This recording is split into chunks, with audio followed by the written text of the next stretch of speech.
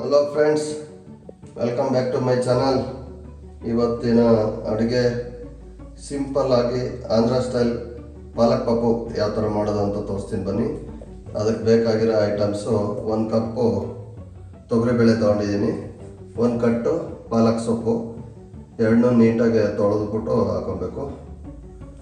ಆಮೇಲೆ 2 ಮೂಲಂಗಿ ತೊಗೊಂಡಿದ್ದೀನಿ, 2 ಮೀಡಿಯಮ್ ಸೈಜ್ ಈರುಳ್ಳಿ, 2 ಮೀಡಿಯಮ್ ಸೈಜ್ ಟೊಮೊಟೊ, ಆಮೇಲೆ ಸ್ವಲ್ಪ ಬೆಳ್ಳುಳ್ಳಿ ಮತ್ತು ಶುಂಠಿನ ಕಟ್ ಮಾಡಿ ಇಟ್ಕೊಂಡಿದ್ದೀನಿ, 4 ಎಸಳು ಬೆಳ್ಳುಳ್ಳಿ, ಅದು ಸ್ವಲ್ಪ ಹುಣಸೆಹಣ್ಣು ಮತ್ತು 4 ಮೆಣಸಿನ್ಕಾಯಿ ಹಾಕೊತಾ ಇದ್ದೀನಿ.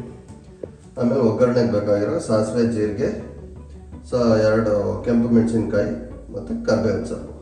ಬನ್ನಿ ಯಾವ ಥರ ಮಾಡೋದು ತೋರಿಸ್ತೀನಿ. ಮೊದಲಿಗೆ ಬೇಳೆನ ಚೆನ್ನಾಗಿ ತೊಳೆದ್ಬಿಟ್ಟು ಒಂದು ಅರ್ಧ ಗಂಟೆ ನೆನೆಸಿಟ್ಕೊಂಡಿದ್ದು ಹಾಕೊಂಡಿದ್ದೀನಿ. ನಿಮ್ಮ ಮನೆ ನೀರಲ್ಲಿ ಚೆನ್ನಾಗಿ ಬೇಳೆ ಬೇಯುತ್ತೆ ಅಂದರೆ ಡೈರೆಕ್ಟಾಗಿ ಹಾಕೊಬೋದು. 2 ಈರುಳ್ಳಿ ಹಾಕೊತಾ ಇದ್ದೀನಿ, 2 ಟೊಮೊಟೊ, 2 ಮೂಲಂಗಿ, ಬೆಳ್ಳುಳ್ಳಿ, ಶುಂಠಿ, ಸೊಪ್ಪು, 4 ಹಸಿಮೆಣಸಿನ್ಕಾಯಿ. ಈಗ ಇದಕ್ಕೆ ಸ್ವಲ್ಪ ಅರಿಶಿನ, 1 ಸ್ಪೂನ್ ಖಾರದ ಪುಡಿ, ಹಾಗೆ 2 ಸ್ಪೂನ್ ಮನೇಲಿ ಮಾಡಿರೋ ಸಾಂಬಾರು ಪುಡಿ ಹಾಕೊಂತೀನಿ. ಈಗ ಇದಕ್ಕೆ 1 ಲೋಟ 1 ಗ್ಲಾಸ್ ಅಷ್ಟು ನೀರು, ಇಲ್ಲ 1.5 ಗ್ಲಾಸ್ ಅಷ್ಟು ನೀರು ಹಾಕೊತೀನಿ.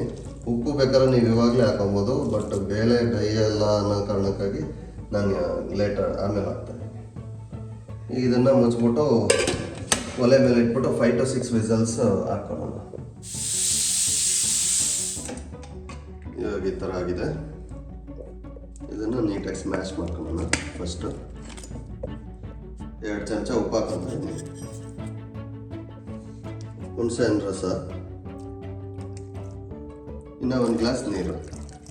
ಆವಾಗಲೇ 1.5 ಹಾಕ್ಕೊಂಡಿದ್ದೆ, ಇವಾಗ 1 ಗ್ಲಾಸು. ನಿಮಗೆ ಯಾವ ಕನ್ಸಿಸ್ಟೆನ್ಸಿ ಬೇಕೋ ಅದನ್ನು ನೋಡ್ಕೊಂಡು ಹಾಕಿ. ಈಗ ಮತ್ತೆ ಅದನ್ನು ಕುದಿಸ್ಕೊತೀನಿ, ಚೆನ್ನಾಗಿ ಕುದೀಲಿ. ಒಂದು 5 ಮಿನಿಟ್ಸ್ ಕುದೀತಾ ಇರ್ಬೇಕಾದ್ರೆ ಸ್ವಲ್ಪ ಸೌಟ್ ಆಡಿಸಿ, ಇಲ್ದಿದ್ರೆ ಸೊಪ್ಪು ಕೆಳಗೆ ಕುತ್ಕೊಂಡು ಸೀದೋದಂಗೆ ಆಗ್ಬಿಡುತ್ತೆ. ಸೊ ಚೆನ್ನಾಗಿ 2 ಕುದಿ ಬರಲಿ, ಒಂದು 5-6 ಮಿನಿಟ್ಸ್ ಆಗುತ್ತೆ ಕುದಿಬೇಕು. ಈಗ ಚೆನ್ನಾಗಿ ಕುದೀತಾ ಇದೆ. ಇವಾಗ ಗ್ಯಾಸ್ ಆಫ್ ಮಾಡಿಬಿಟ್ಟು ಅದಕ್ಕೊಂದು ಒಗ್ಗರಣೆ ಕೊಟ್ಬಿಡೋಣ. ಇದು ಮುದ್ದೆ, ಅನ್ನ ಜೊತೆಗೆ ತುಪ್ಪ ಹಾಕೊಂಡು ತಿಂದರೆ ಸೂಪರಾಗಿರುತ್ತೆ. ಎಣ್ಣೆ, ಸಾಸಿವೆ, ಜೀರಿಗೆ, ಕೆಂಪು ಮೆಣಸು